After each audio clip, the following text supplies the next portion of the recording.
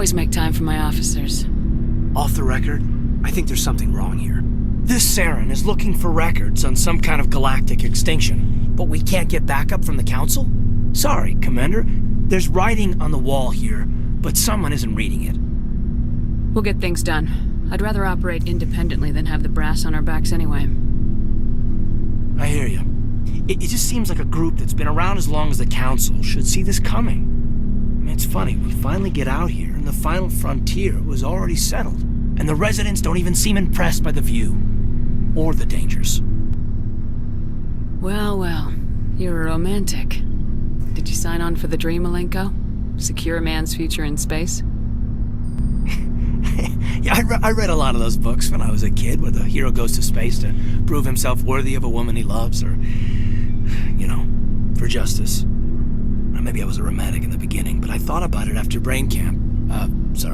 Biotic acclimation and temperance training. I'm not looking for the dream. I just want to do some good. See what's out here. Sorry if I got too informal. Protocol wasn't a big focus back in Bot. Tell me about it. Biotic acclimation and temperance didn't last past the airlock. To the kids they hauled in, it was brain camp. Sorry, hauled in is unkind. We were encouraged to commit to an evaluation of our abilities so an understanding of biotics could be compiled. There are worse results of accidental exposure to Element Zero in the womb. Beats the brain tumors some kids grew up with. Is there some question about how you were exposed? My mother was downwind of a transport crash. It was before there were human biotics, a little after the discovery of the Martian ruins. It only gets iffy around 63 when Kinetics was running out of first-gen subjects. Until then, they'd relied on accidentals. A bunch of guys in suits show up at your door after school, and next thing you know, you're out on Jump Zero. Jump Zero is Gagarin Station, right? What's it like? Yeah, that's the official name. Biggest and farthest facility we had for decades. Right on the termination shock, the outer edge of the solar system. It's where they did all the Goose Chase FTL research before we caught on to using mass effect fields. It was a sterile research platform when I was there. There were other kids in the same boat, right? At least you weren't alone out there. That's true. We did have a little circle that'd get together every night before lights out. We didn't have much to do, though. It was a research platform then, and Kinetics kept Jump Zero off the extranet to prevent leaks. You were all teenagers. I'm sure you found other ways to occupy the time. I'm not the sort who does that kind of thing, Commander. Not lightly, anyway. There was a girl I spent a lot of time with, but we kept our clothes on. Rana. She was from Turkey. Her family was very rich. But she was smart and charming as hell. Beautiful, but not stuck up about it. Like you, I guess. Ma'am? Sounds like she was special to you. She was. Maybe she felt the same. But things never felt together. Training, you know. You know of any intentional exposures for certain? No one knows. Doesn't mean they didn't happen. As big as the exposures were, it was hard to track down accidentals. It was different then. No one knew the potential, so there wasn't a lot of regulation. Anything Kinetics did was gold. I'm not saying they intentionally detonated drives over our outposts, but in retrospect, they were damn quick on the scene. Jump Zero's a long way from home. What was it like? The Grand Gateway to Humanity looks a lot better in the vids. Anyway, this was supposed to be a casual debrief, not a bull session about stuff that happened years ago. We have to depend on each other in combat. I like knowing what kind of man I have at my back. I understand, ma'am. I won't let you down. You, make a habit of getting this personal with everyone? Of course, but I don't enjoy it with everyone. We'll talk again later. I'll need some time to process that, Commander. But, yeah, I'd like that.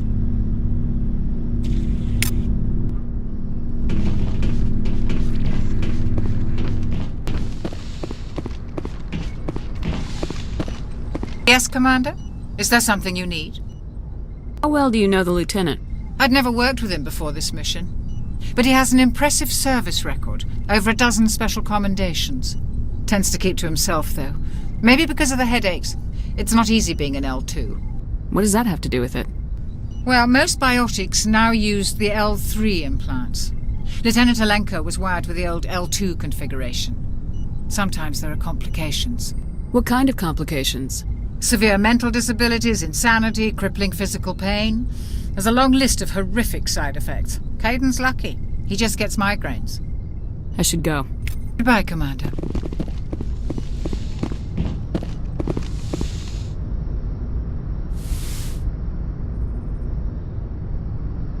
Commander, are you coming to check up on me? Look much better. How are you feeling? Dr. Chakwas assures me I am going to be fine. I was impressed with her knowledge of Asari physiology. You're in good hands. Dr. Chakwas knows what she's doing. I never properly thanked you for saving me from the Geth, Commander. If you hadn't shown up, I'm just glad we got there in time. So am I.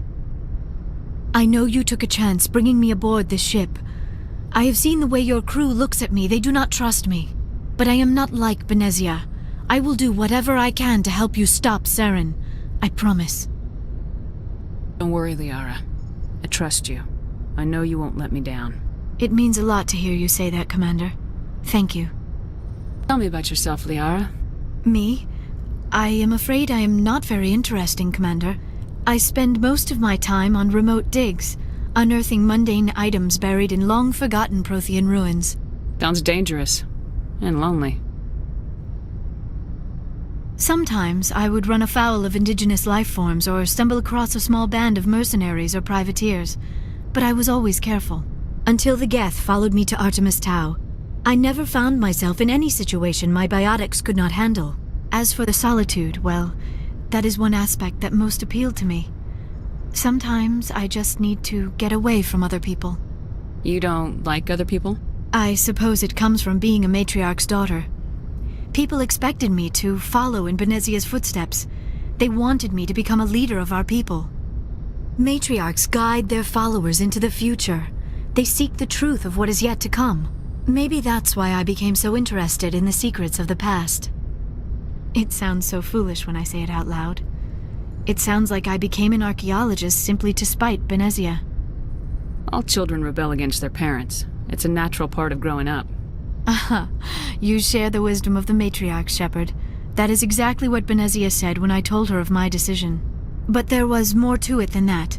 I felt drawn to the past. The Protheans were these wondrous, mysterious figures.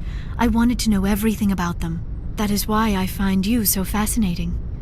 You were marked by the beacon on Eden Prime. You were touched by working Prothean technology. Sounds like you want to dissect me in a lab somewhere. What? No, I did not mean to insinuate. I never meant to offend you, Shepard. I only meant that you would be an interesting specimen for an in-depth study. No, that's even worse. Calm down, Liara. I was only joking. Joking? Oh, by the goddess, how could I be so dense? You must think I am a complete and utter fool. Now you know why I prefer to spend my time in the field with data disks and computers. I always seem to say something embarrassing around other people. Please, just pretend this conversation never happened. You know why Benezia joined up with Saren? I don't understand it. She was always outspoken about the need for the Asari to become more involved in shaping galactic events. Maybe she thought allying herself with Saren would somehow be for the greater good in the long run. At least I hope so. This hurts you, doesn't it? None of this makes any sense to me. I have not spoken to Benezia in many years, but I know her, and this was not like her. Something changed. I'd like to know more about the Asari.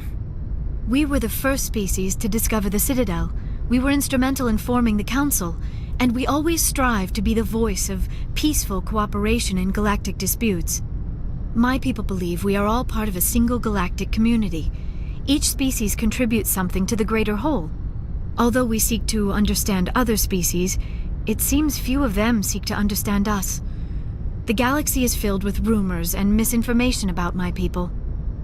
Like what? Most of the inaccuracies are centered around our mating rituals. My species is monogendered. Male and female have no real meaning for us. We still require a partner to reproduce. This second parent, however, may be of any species and any gender. I don't understand. Your species can mate with anyone? Mating is not quite the proper term, not as you understand it.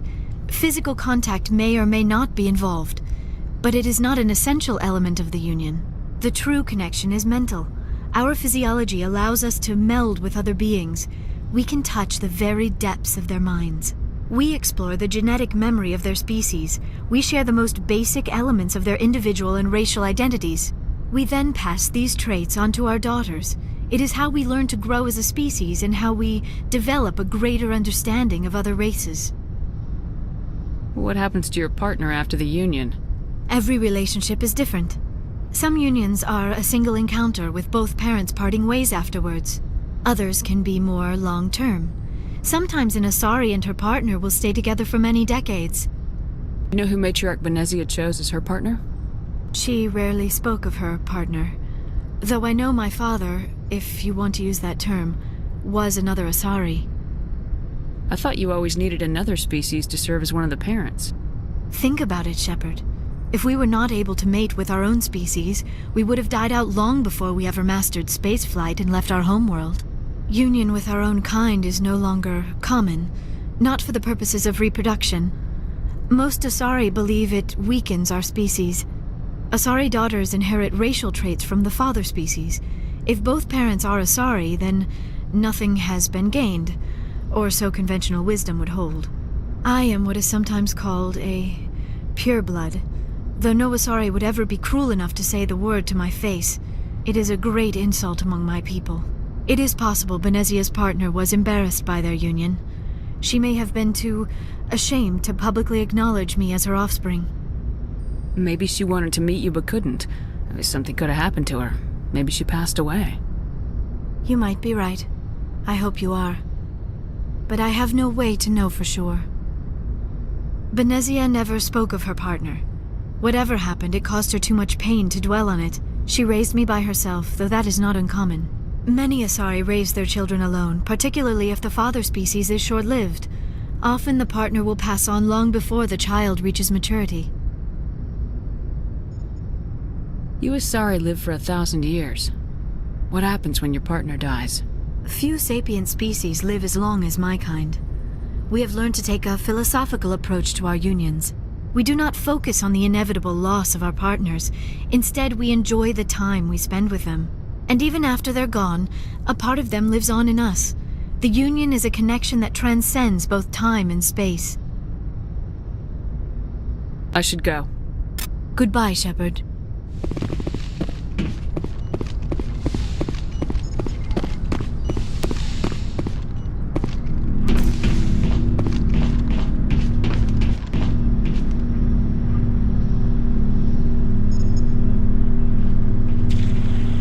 Anything you need, Commander? What's your opinion on the last mission? Dr. Tassoni. She seems nice enough. I mean, if you like the bookish sort. Any intentions there, Lieutenant? None, Commander. I prefer adventurous women. Talk later, Caden. I'd like that.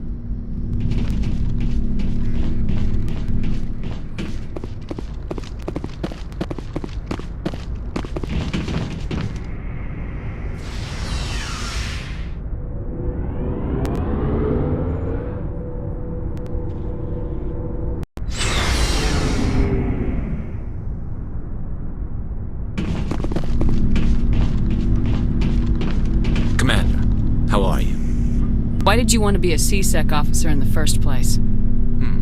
That's a good question. There were several reasons, I guess. Like what? Probably the same as most officers. I wanted to fight injustice, wanted to help people. I guess my father had something to do with it too. He was C-Sec, one of the best.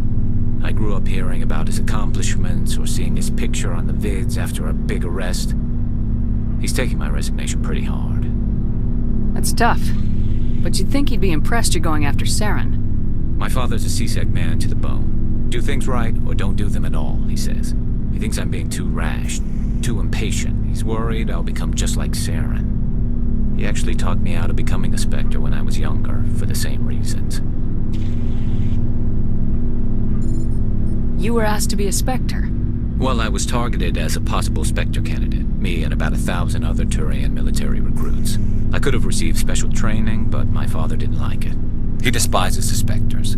He hates the idea of someone having unlimited power with no accountability. He wouldn't like you, Commander. No offense.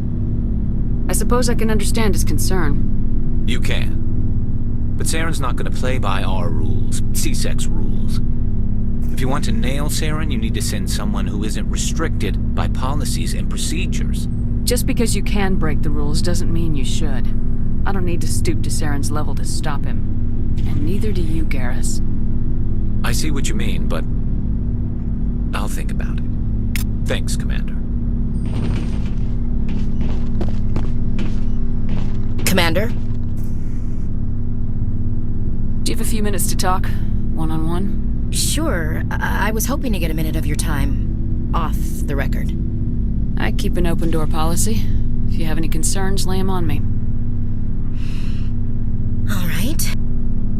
I know things are different aboard the Normandy, but I'm concerned about the aliens, Vicarian and Rex. With all due respect, Commander, should they have full access to the ship?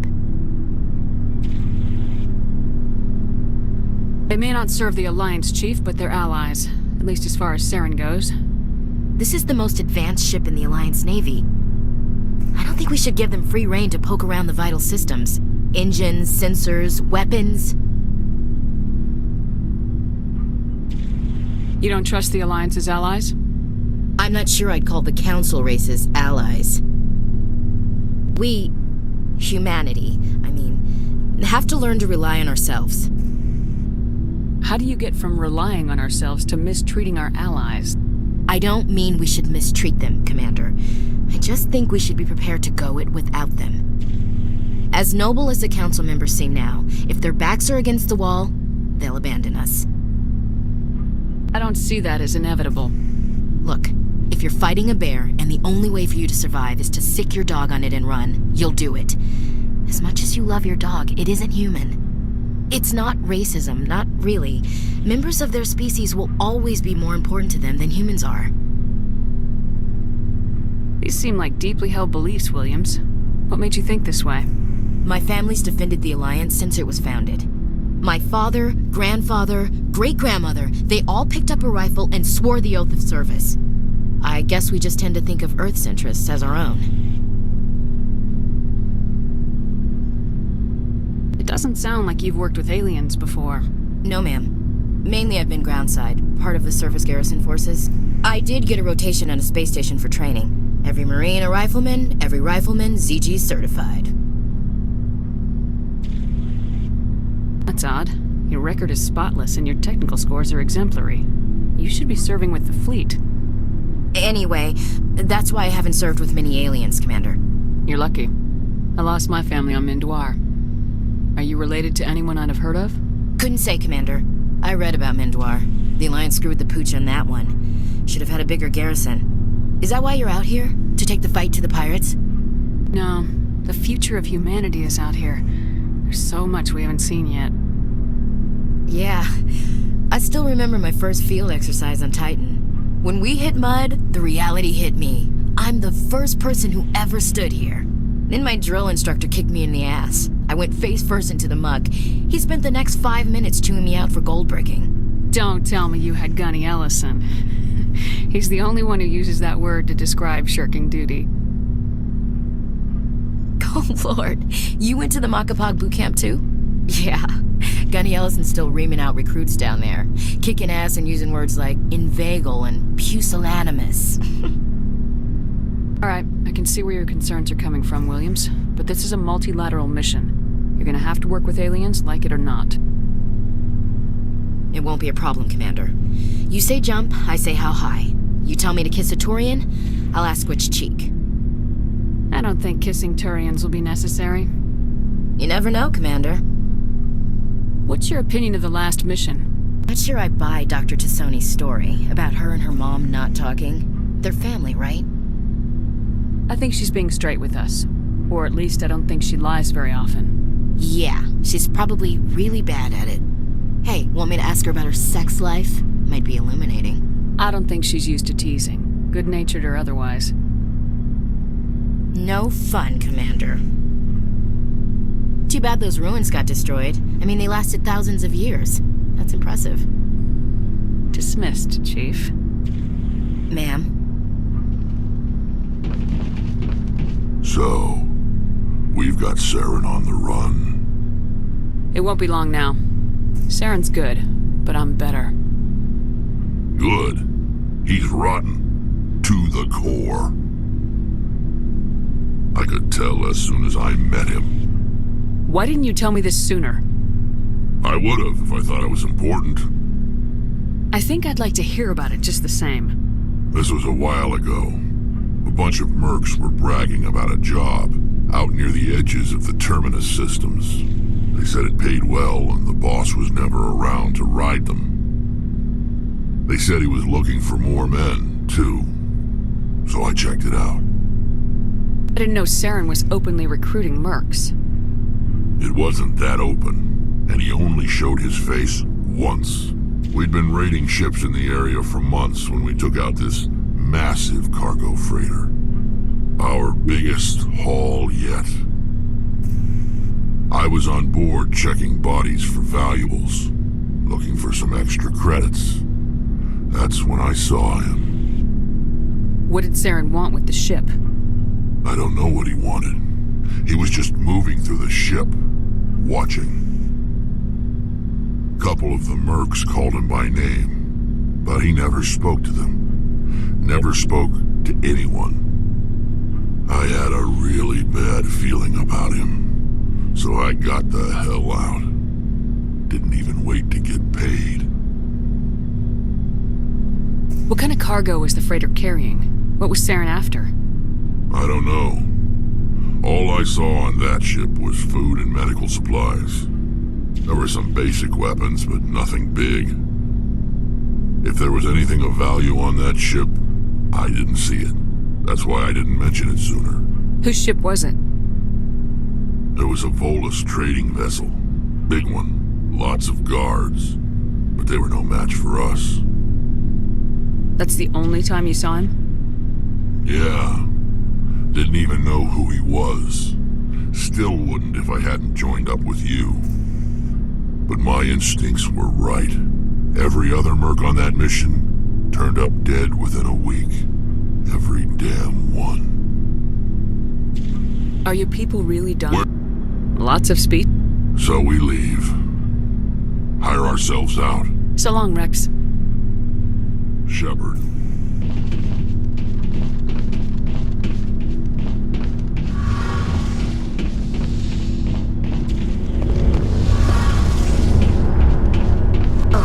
Hello, Shepard. Are you okay? I don't know. Your ship is amazing, and your crew's been really great to me, especially your chief engineer. But I just sort of feel out of place. The Normandy runs so smooth it feels like we're not even moving, and the engines are so quiet. How do you sleep at night?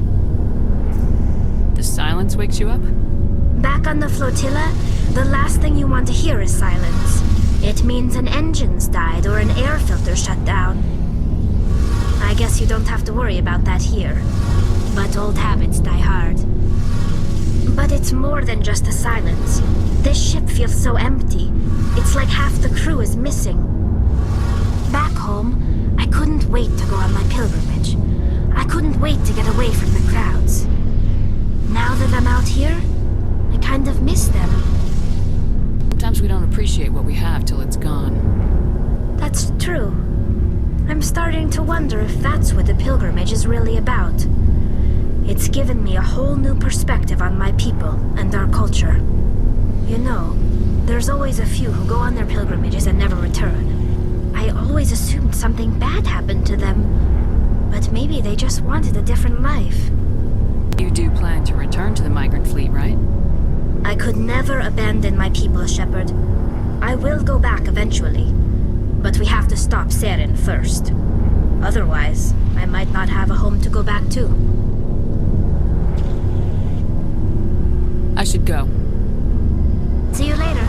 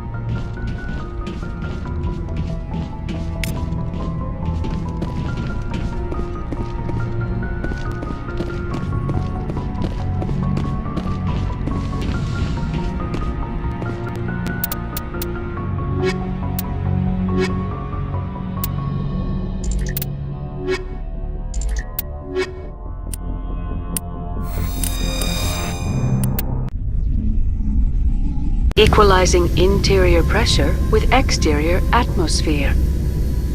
Logged. The commanding officer is ashore. Exo Presley has the deck.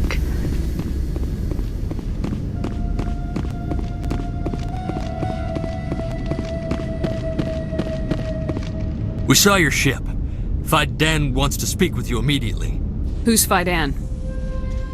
He's our leader. He needs your help to prepare for the Geth. They're making another push. Please, up the stairs past the freighter. Look out!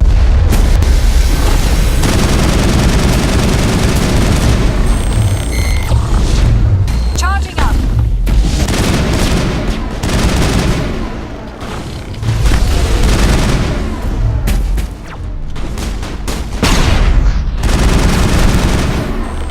Charging up.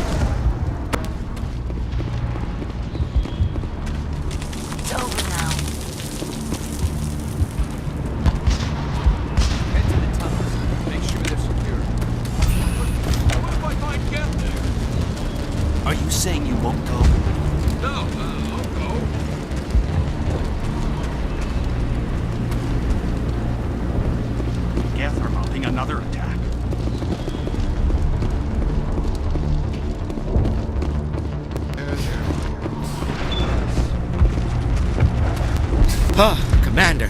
I'm glad they finally sent somebody to help us. You're a bit late, aren't you? Arcelia. Sorry, Commander. Everyone's on edge since... Watch out! We've got Geth in the tower! Protect the heart of the colony!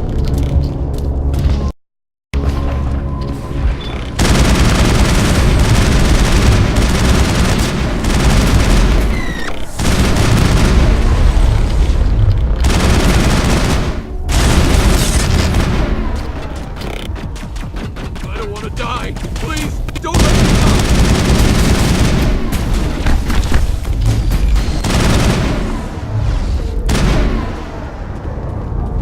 Clear.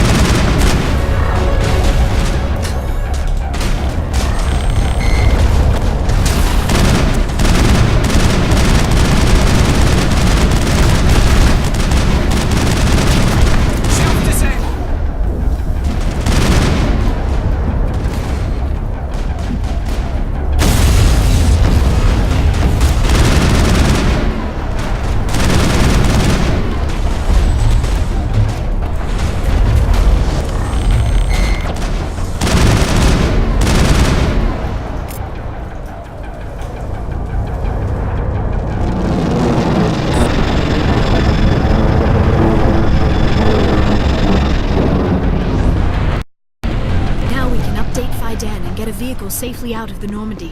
The Geth base is our next objective.